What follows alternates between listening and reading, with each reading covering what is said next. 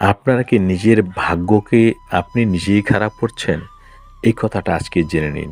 আপনি যদি আপনার স্বামীর ব্যাপারে মনে মনে হিংসা করছেন, মনে মনে জ্বলছেন এবং স্বামীর দিকে আপনি তাকাচ্ছেন আর চোখে এবং স্বামী সেটা বুঝতে পারে, সেজন্য আপনি হয়তো দেখতে খুব সুন্দরী, তারপরে কিন্তু আপনার দিকে স্বামী তাকিয়ে দেখে না একবারও।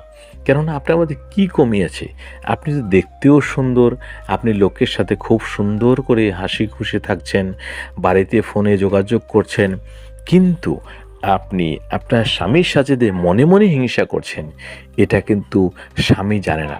তারপরেও সে আপনার দিকে তাকায় না। এর কারণটা কি জানেন?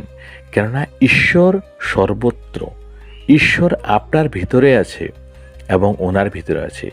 আপনি যেই ভাবনাটা ভাবলেন, এই ভাবনাটা সঙ্গে সঙ্গে ওনার হৃদয়ের মধ্যে ভগবান পৌঁছে দিচ্ছেন এবং উনি আপনাকে দেখলেই ওনার একটা মনের মধ্যে ভয় ভয় ভয় ভয় কেন লাগবে? আপনি যে একজন স্ত্রী, আপনি তো লক্ষ্মী স্বরূপা। আপনাকে দেখে যদি স্বামী ভয় পায় আপনার চোখের মুখের দিকে তাকাতে বা আপনার সাথে কথা বলতে, তার মানে কি আপনার ভিতরে একটা বিশাল বড় অসুর, একটা হিংসার বড় গাছ আপনি বপন করছেন, একটা বিষাক্ত গাছ আপনি আপনার হৃদয়ের মধ্যে বপন করছেন, একটা ধ্বংস করার জন্য আগুন, একটা জ্বালামুখী আপনার মনের ভিতরে পালছেন, সেটা আপনি জানেন না। এবং সেই আগুন ধীরে ধীরে জ্বলছে, সেই হিংসা ধীরে ধীরে জ্বলছে।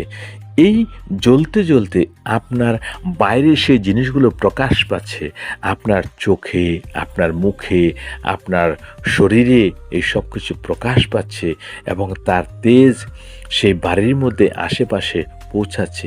এতে কি হচ্ছে? স্বামীর মন খারাপ হচ্ছে, শ্বশুর শাশুড়ির মন খারাপ হচ্ছে, ছেলে মেয়েদের মানসিকতা ঠিক থাকছে না।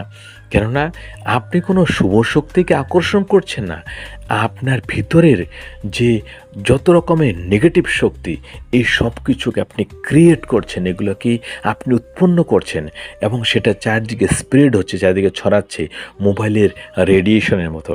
আর এতে আপনার পরিবার ধীরে ধীরে ধ্বংস হচ্ছে। আপনি বুঝতে পারছেন না কেন আপনার স্বামী আপনাকে আর ভালোবাসে না, কেন আপনার স্বামী আপনার দিকে তাকায় না, কেন আপনাকে দেখে হাসে না, হাসতে ভয় লাগে তার। কেননা আপনার ভিতরে যে এমন একটা জানোয়ার পুষে রেখেছেন যে আপনার দিকে সে যদি হাসে, তাতেও আপনি কোনো না কোনো একটা তানা মারবেন, কোনো না কোনোভাবে ওকে ব্যঙ্গ করবেন। আপনি মিলিয়ে দেখলেন আমার কথা, যদি না মিলে তারপর আপনি বলবেন। আপনি এটাই করেন। সেটা করতে করতে সে জেনে গেছে, বুঝে গেছে এবং যেহেতু অন্তর্যামী ভগবান সবার মধ্যে আছেন, সেজন্য আপনার ভাবনাটাও উনি জেনে গেছে এবং আপনি যে তার ব্যাপারে ঘৃণা করেন বা তাকে হিংসা করেন, এই জিনিসটাও আপনার স্বামীর হৃদয়ের মধ্যে অলরেডি ভগবান জানিয়ে দিয়েছে। সেই কারণেই স্বামী আপনার দিকে আর তাকায় না। যদি নিজের পরিবারের, নিজের সন্তানের, নিজের স্বামীর মঙ্গল চান, নিজের জীবনে অকালে দুর্দশা ডেকে না আনতে চান, অকালে বিধবা না হতে চান, অকালে ভিখারি না হতে চান, তাহলে এই সমস্ত দুশ্চিন্তা, দুর্ভাবনা মন থেকে সরিয়ে দিন। মনের মধ্যে একটা আনন্দের স্রোত নিয়ে আসুন, মনের মধ্যে একটা করুণা, একটা দয়া, একটা সেবা ভাব নিয়ে আসুন। মনের মধ্যে থেকে এই সমস্ত আগুনগুলো নষ্ট করে দিন, এগুলো নিভিয়ে দিন। না হলে এই আগুনে জ্বলে পড়ে কিন্তু আপনি মরবেন এবং একটা সময় আসবে আপনি দেখে নেবেন, যদি বাই চান্স আপনার স্বামীর কোনোভাবে দেহান্ত হয়ে গেল, তাহলে কিন্তু আপনার সন্তানেরও আপনাকে দুমুঠো দুবেলা খাবার দেবে না এবং অবশেষে বলবেন আপনার কপালের দোষ না, আপনার ভাবনার দোষ। কেননা বিধাতা কিন্তু সব কিছু জানেন, ঈশ্বর কিন্তু আপনার হৃদয়ে বসে সব কিছু জেনে যাচ্ছেন। যদি নিজের জীবনকে ভালো চান, তাহলে নিজে ভালো হয়ে যান আগেই। হরে কৃষ্ণ, হরে কৃষ্ণ।